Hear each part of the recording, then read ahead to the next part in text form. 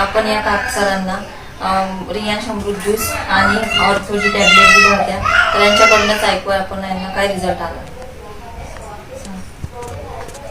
मला 4-5 वर्षापासून मला गुडघ्याचा त्रास आहे आणि मी खूप औषध पाणी वगैरे केलं, तोपर्यंत काही मला फरक पडला नाही.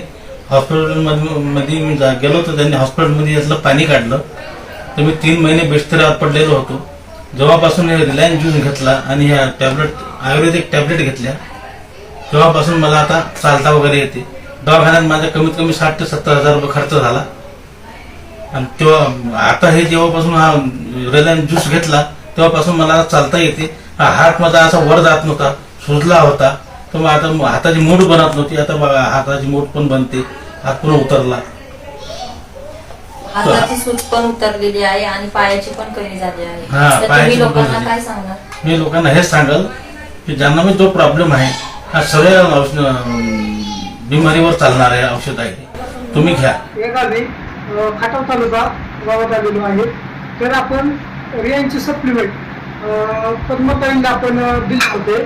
तर हे सप्लिमेंट त्यांना देण्या अगोदर हे त्यांना काय त्रास होता हे त्यांच्याच आपण तोडून ऐकूया. नमस्कार. मला म्हणजे 10-12 वर्ष झालं मानाचा मला त्रास होता, मान अशी लचलच करायची. हे औषध घेतल्यापासून मला 1.5 महिना झालं मी औषध घेतलं, मला चांगला फरक पडलाय. माणसाला बी सांगते चांगलं औषध आहे. माणसाला तुम्ही हे रेशमबद्दल काय सांगता? चांगला फरक पडलाय म्हणजे सांगते. मला आठवड्यात तसा फरक पडलाय. माझी मांडी भरून यायची, मांडीतून मुंग्या निघायच्या.